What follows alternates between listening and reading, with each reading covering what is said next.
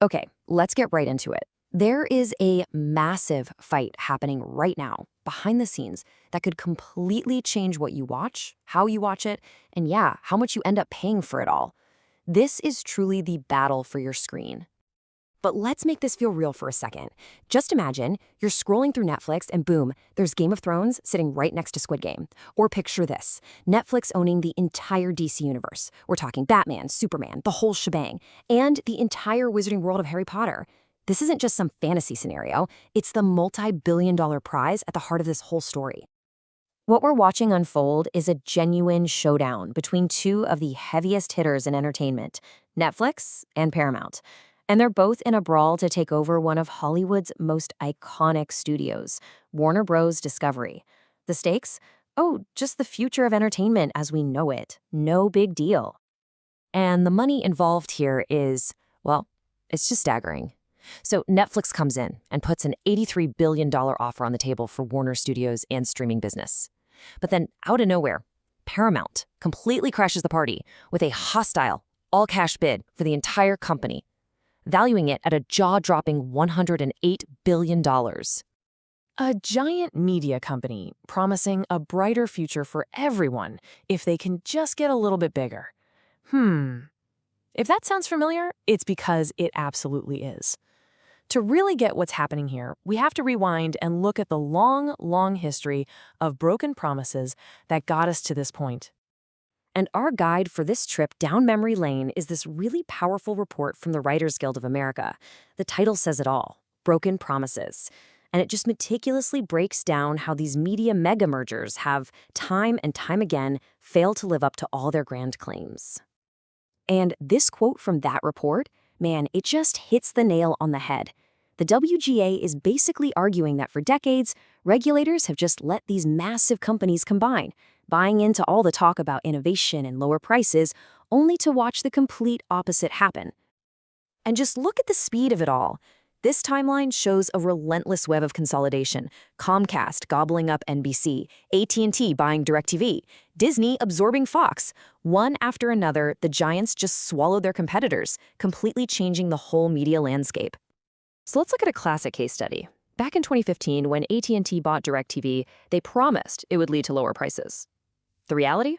They cranked up annual prices by almost $240. They promised a cool new bundle of services. Well, their own CEO later called it an unnatural bundle that, surprise, customers just didn't want. And hey, you don't have to take my word for it. The proof is right there in the headlines.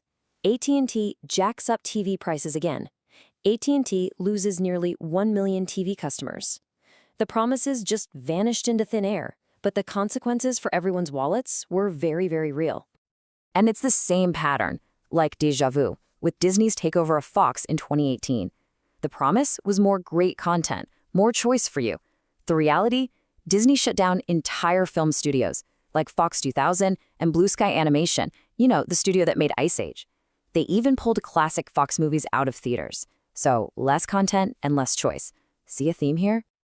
Which brings us right back to today. So with this whole history of broken promises as the backdrop, let's take a much closer look at what Netflix and Paramount are actually trying to do right now. So Netflix's strategy is basically a classic three-step play to dominate the field. Step 1, get a library of content so massive it's unbeatable.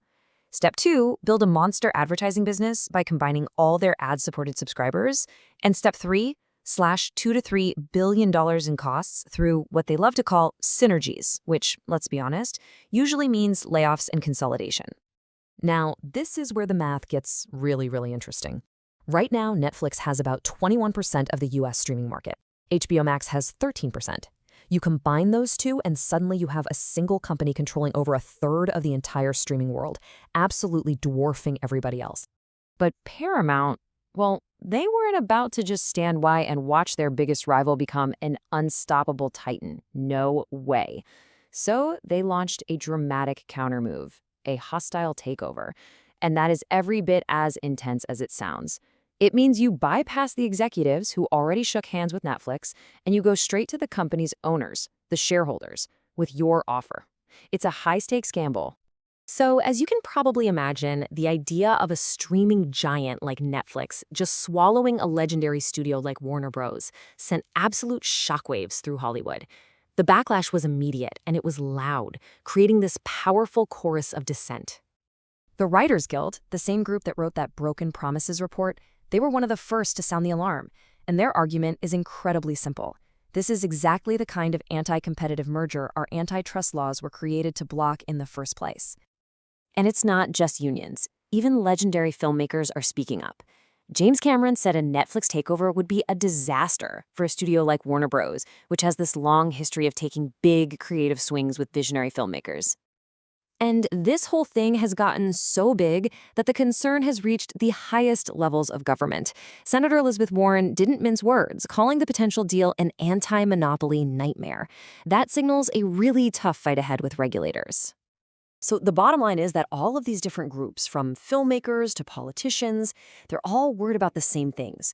They're afraid this deal threatens the future of movie theaters, that it'll mean fewer jobs for writers and directors, and that for you and me, it'll risk fewer choices and higher prices. And yeah, behind all that corporate talk of synergies is the very real fear of thousands of people losing their jobs. All of this, the billions of dollars, the corporate strategy, the shady history, it all boils down to one simple, fundamental question. And it's all about power. I mean, just look at the movie theater market today. Disney and Universal already control almost half of the entire box office. Now, imagine a world where Netflix buys Warner Bros. And decides going to the movies isn't a priority anymore. That would completely upend the industry and put even more power in the hands of just a few companies. Because you have to remember, this isn't just about buying some buildings on a studio lot in California. The real prize here is owning the stories themselves. Harry Potter, Batman, Game of Thrones, these are one-of-a-kind assets. And it's about owning the data from hundreds of millions of us, the viewers. We've all seen that little message pop up on our screen, "Are you still watching?" But this multi-billion-dollar fight for Hollywood, it's forcing us to ask a much more important question. In a world controlled by just a handful of giants, who really owns what you watch?